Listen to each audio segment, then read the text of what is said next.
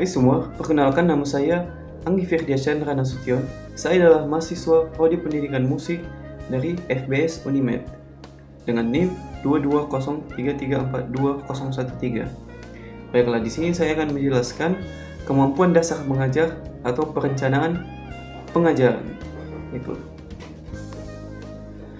Sistem perencanaan pembelajaran dalam pendidikan merupakan proses dalam rangka mempengaruhi peserta didik supaya mampu menyesuaikan diri sebaik mungkin dengan lingkungannya dan yang akan menimbulkan perubahan pada dirinya yang memungkinkan ia berfungsi sesuai kompetensinya dalam kehidupan masyarakat.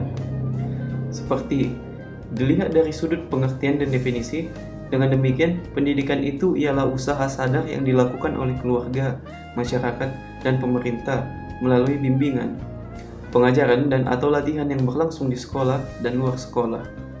Usaha sadar tersebut dilakukan dalam bentuk pembelajaran di mana ada pendidik yang melayani para siswanya dalam melakukan kegiatan belajar, dan pendidik menilai atau mengukur tingkat keberhasilan belajar siswa tersebut dengan prosedur yang ditentukan. Jadi, pengajaran merupakan bagian dari pendidikan yang mengacu pada konsep yang lebih luas dan lintas kultural masyarakat Indonesia yang demikian majemuknya. Maka, pendidikan diselenggarakan berdasarkan rencana yang matang, mantap, jelas, dan lengkap, menyeluruh, rasional, dan objektif menjadikan peserta didik menjadi warga negara yang baik. Keberhasilan pendidikan banyak ditentukan bagaimana optimalisasi upaya pendidik dalam merencanakan dan melaksanakan serta mengevaluasi sistem pengajarannya. Namun, tidak dapat dipungkiri bahwa banyak kalangan masyarakat yang mengkritik sistem pembelajaran sekarang ini. Dalam analisis NS Degeng, asumsi-asumsi yang melandasi program-program pendidikan seringkali tidak sejalan dengan hakikat belajar, hakikat orang yang belajar, dan hakikat orang yang mengajar. Dunia pendidikan, lebih khusus lagi dunia belajar, didekati dengan paradigma yang tidak mampu menggambarkan hakikat belajar dan pembelajaran secara komprehensif. Nah, praktek-praktek pendidikan dan pembelajaran sangat diwarnai oleh landasan teoritik dan konseptual yang tidak akurat.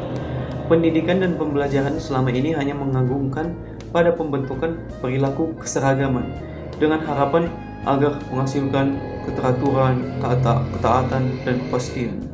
Nah, sering dikatakan pengajar adalah mengorganisasikan aktivitas siswa dalam arti yang lebih luas.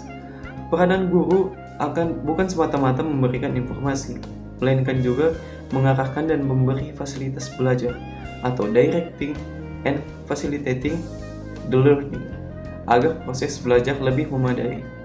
Dalam pembelajaran, guru harus memahami hakikat materi pembelajaran yang diajarkannya sebagai suatu proses pelajaran yang dapat mengembangkan kemampuan berpikir siswa dan memahami berbagai model pembelajaran yang dapat merangsang kemampuan siswa untuk belajar dengan perencanaan pengajaran matang oleh guru. Nah, selanjutnya, Syaiful Sagala menyebutkan bahwa pembelajaran mempunyai dua karakteristik. Yang pertama, proses pembelajaran melibatkan proses mental siswa secara maksimal, bukan hanya menuntut siswa sekedar mendengar, mencatat, tetapi menghendaki aktivitas siswa dalam proses berpikir. Dan yang kedua, dalam proses pembelajaran dibangun suasana dialogis dan proses tanya jawab terus-menerus yang diarahkan untuk memperbaiki dan meningkatkan kemampuan berpikir siswa. Yang pada gilirannya juga, kemampuan berpikir itu dapat membantunya untuk memperoleh pengetahuan yang mereka konstruksi sendiri atau yang mereka bangun sendiri. Nah, penelitian ini mengulas tentang makna dan urgensi perencanaan, pengajaran, dan model pengaplikasian dalam proses pembelajaran. Diharapkan dari ini adanya pemahaman dan jelas utuh tentang mengapa dan bagaimana merancang suatu bentuk pembelajaran yang sistematis, terencana, terarah, dan efektif. Selain itu, diharapkan dari setiap pendidik atau guru agar dapat mengembangkan model dan metode pembelajaran yang efektif serta menyediakan ruang yang bebas dalam leluasa bagi peserta didik untuk belajar dan karakteristik dan prakarsa mereka. Baiklah, cukup sekian video ini. Semoga dapat bermanfaat bagi saudara sekalian, dan sampai jumpa.